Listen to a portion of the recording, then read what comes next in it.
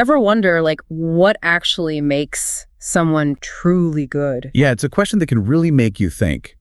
Today we're taking a deep dive into, well, kind of a unique source to explore just that. So get this, we're looking at Chapter 38 of the BFG Handbook, the Christian edition of the Tao Te Ching. Right, and the subtitle is The Seed of God Built for God, BFG movement. It's all about, and I quote, restoring the truth through a new expression of God's love. So we're dealing with a chapter that's aiming to get to the heart of, I guess, what it means to live a truly spiritual life. Absolutely. It's about how to tell the difference between actions that are genuine and actions that are, more about appearances. Like, are you walking the walk or just talking the talk? This chapter lays it all out really thoughtfully. We've got the nature of unstated goodness, acting with intention, true kindness, the problems with just going through the motions spiritually, and then finally, the importance of inner transformation. It's all connected. It's like a roadmap for spiritual growth. Right. So our mission, if you will, is to dig into this chapter and pull out the key insights for you, the learner. We're going to get beneath the surface, past the outward show. Love it.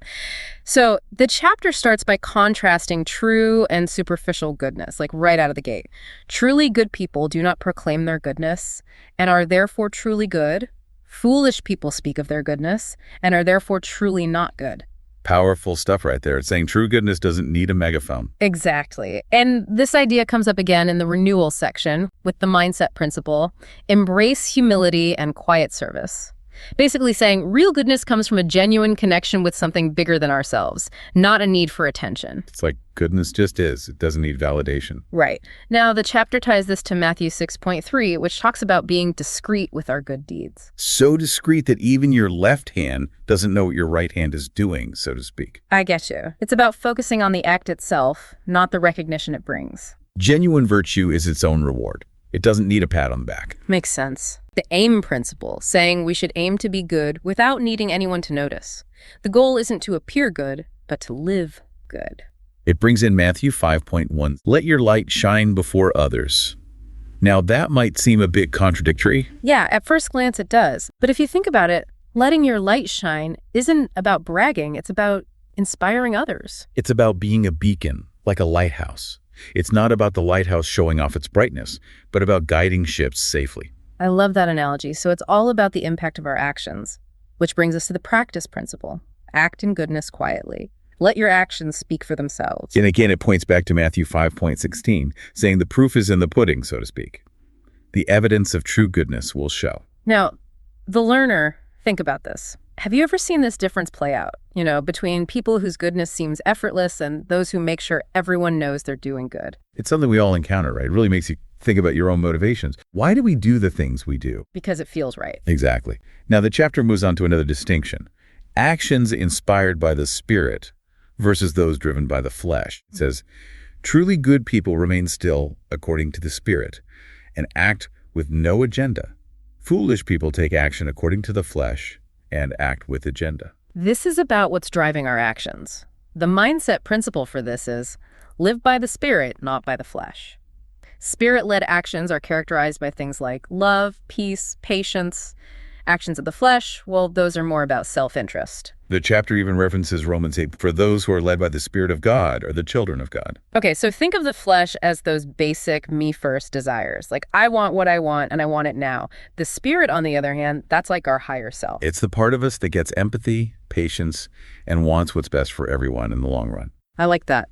So acting by the Spirit, it's about being open to something bigger than ourselves, letting go of our own plans. It's like a sailboat adjusting to the wind instead of trying to force its own way. Beautiful imagery. So the aim here is to act according to that inner guidance with pure intentions. The chapter even quotes Galatians 5.22-23, which lists the fruits of the Spirit, love, joy, peace, and all that as the kind of motivations we should have. And then the practice reinforces this. Seek that inner guidance before you act. It's like a reminder to hit pause, check in with ourselves before we just jump into action. Ask yourself, is this coming from a place of calm clarity or is it coming from anxiety or ego? Who's calling the shots here? My ego or something deeper? I love that. Now, how about the chapter's take on kindness? It says, kind people act regardless of merit and act without agenda. Self-righteous people act to gain merit and act with agenda. Gets right to the heart of it, doesn't it? It does. The mindset here is Act with generosity without the expectation of return. The chapter even points to Luke 6.35, which tells us to love our enemies and do good without expecting anything back. That's some serious kindness, like no strings attached. No strings attached, exactly. What I find interesting is the phrase, regardless of merit. True kindness isn't about whether someone deserves it or what you'll get in return. It's just pure generosity and empathy, like a doctor treating a patient simply because they need help, not because they're rich or famous. You got it. The aim here is to practice that kind of pure kindness, the kind that flows from love, not a desire for reward. It brings in Luke 6.31, the golden rule. Do to others as you would have them do to you. It's like kindness should be a two-way street, but without the expectation of immediate payback. And the practice follows that up. Offer kindness without expecting anything back, especially to those who can't repay you. It's like make kindness a part of who you are, not a transaction. Make it your default setting. Love it.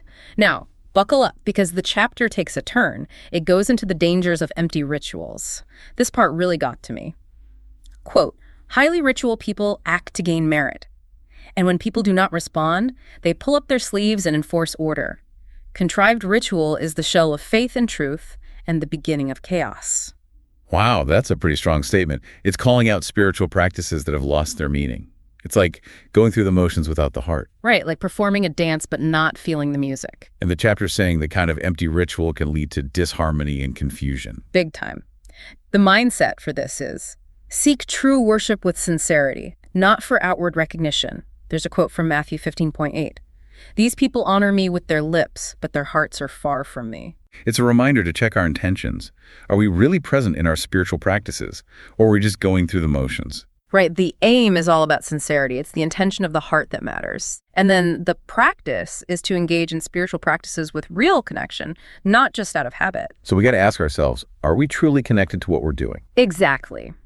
Okay, now the chapter gets even more thought-provoking. It talks about the slippery slope from true virtue to superficiality. It lays it out like this. Therefore, when the way of God is lost, superficial goodness appears. When goodness is lost, superficial kindness appears. When kindness is lost, self-righteousness appears. When self-righteousness is lost, contrived ritual appears. It's like one thing leads to another, and before you know it, you're miles away from where you started. Yeah, it's a domino effect. Losing touch with our core values can lead to increasingly shallow expressions of them. The mindset for this: remain grounded in God's truth, avoiding superficial standards and seeking deeper understanding. It even references Matthew 23.27, which compares hypocrites to whitewashed tombs. Beautiful on the outside, but empty inside. That's a powerful image. It's all about what's on the inside that counts. Right. The aim is to cultivate true virtue that's rooted in truth, not just actions that look good to others. It brings in 1 Samuel 16.7. The Lord does not look at the things people look at. The Lord looks at the heart. That verse hits home, doesn't it? It's about the inner substance, not the outward show. So true. And the practice is to pursue genuine virtue through humility, honesty, integrity. All those things are shaped by inner transformation. It's about becoming the best version of yourself from the inside out. Now, all of this leads up to the core message of the chapter, the importance of inner transformation. It says, therefore, a truly great man dwells in the depths of God and not the surface. He seeks the seed of the fruit and not the flower. Truly, he prefers what is within and discards the outer. It's about prioritizing what's lasting over what's fleeting. It's not about the flashy exterior. It's about what's going on beneath the surface. Exactly. The mindset here: seek depth and inner transformation, focusing on a heart reflecting God's love. Back to 1 Samuel 16.7, keeping our focus on our inner being. I'm seeing a theme here. The aim principle is to prioritize inner growth over external validation. Let that inner transformation guide your actions. There's a reference to 2 Chronicles 16.9. For the eyes of the Lord range throughout the earth to strengthen those whose hearts are fully committed to him. It's about a deep inner commitment. And the final practice is to focus on deep spiritual maturity. Prioritize your relationship with God over temporary things. This brings us back to the fruit of the Spirit: love, joy, peace, all those good things. Those are the signs of true growth. Okay, I'm getting the message loud and clear. The real work, the stuff that truly matters, happens inside us. It's about the depths of our hearts and our connection to something greater. Absolutely. Now, the response section takes a broader look. It explores how some of these ideas connect with other faiths. Right. It's pretty cool. It looks at similar teachings in Christianity, Islam, Buddhism, and Hinduism, focusing on humility, genuine goodness, acting with intention, true kindness, and the problems with empty rituals. It finds a common thread across these different traditions, highlighting the importance of inner authenticity and selfless action.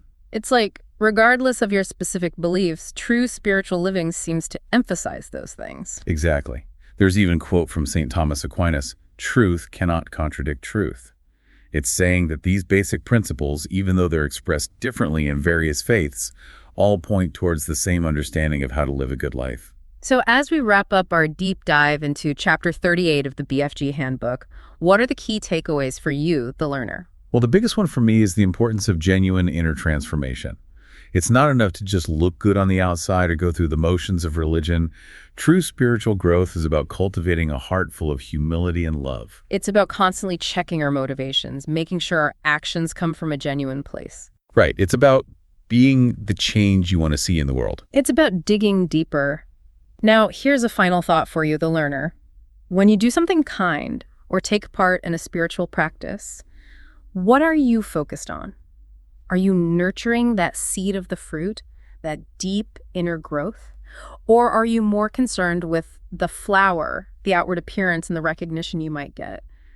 How can you cultivate more of that quiet, intention-driven goodness in your daily life? Those are questions worth considering. Definitely food for thought.